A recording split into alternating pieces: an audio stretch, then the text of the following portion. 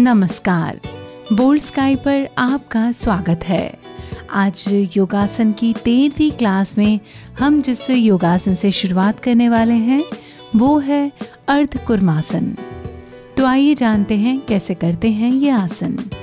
इस आसन को करने के लिए सबसे पहले चटाई पर बैठ जाएं, पैरों को घुटने से मोड़कर पीछे की ओर ले जाएं।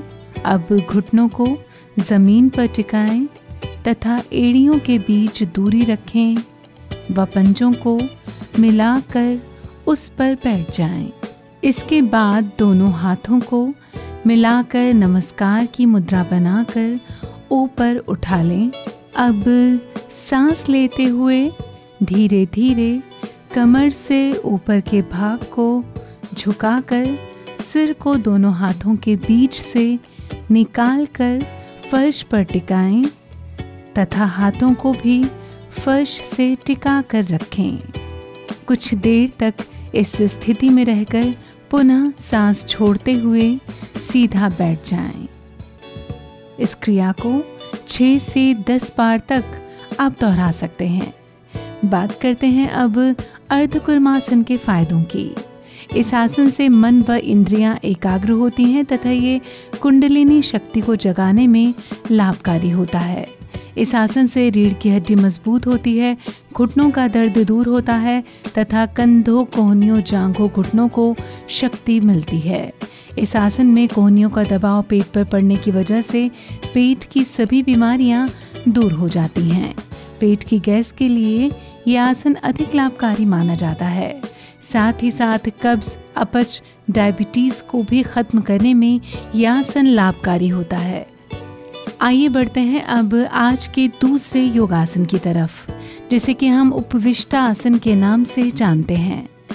इस आसन को करने के लिए सबसे पहले सुखासन में बैठकर दोनों पैरों को जितना संभव हो दोनों बगल में फैलाएं और दोनों घुटनों को बिल्कुल सीधा रखें। फिर गहरी सांस लेते हुए दाईं ओर झुकते हुए दोनों हाथों से पैरों के पंजों को पकड़ लें। फिर आगे की ओर धीरे धीरे सिर को झुकाते हुए दाएं घुटने से सिर को टिकाएं और जितनी देर तक सांस को रोक सकते हैं रोक कर रखें। फिर सांस छोड़ते हुए धीरे धीरे सामान्य स्थिति में आ जाएं और सामान्य रूप से सांस लें। अब इस क्रिया को बाईं ओर से झुककर करें।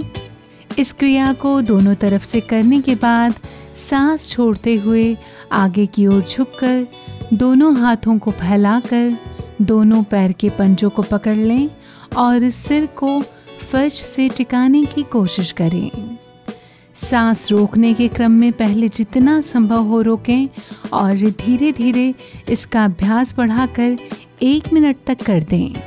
इस तरह से इस क्रिया को आप एक बार में 2 से 3 बार कर सकते हैं। आइए जानते हैं इस आसन से हमें किस किस तरह के फायदे होते हैं। इस आसन को करने से हाथ और पैर पुष्ट व मजबूत होते हैं। साथ ही साथ पूरे शरीर में स्फूर्ति व ताजगी आती है। बात करते हैं अब आज के तीसरे आसन की। आज का तीसरा आसन है शशांक आसन, जिसे कि खरगोश आसन के नाम से भी जाना जाता है। इस आसन को करने के लिए मैट पर घुटनों के बल बैठ जाएं।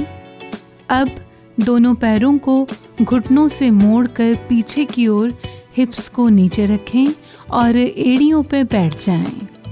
इसके बाद सांस लेते हुए दोनों हाथों को ऊपर करें।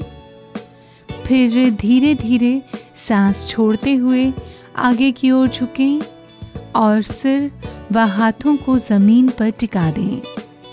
आसन की इस स्थिति में सांस को छोड़कर रखें और कुछ समय तक ऐसे ही रहें। फिर सांस लेते हुए शरीर में लचक लाते हुए उठें और सामने की ओर हाथों को फैला कर रखें। कुछ देर इसी स्थिति में रहें। कुछ देर रुकने के बाद वापस इस क्रिया को दोहराएं। ऐसा आप एक बार में 4 से 5 बार कर सकते हैं।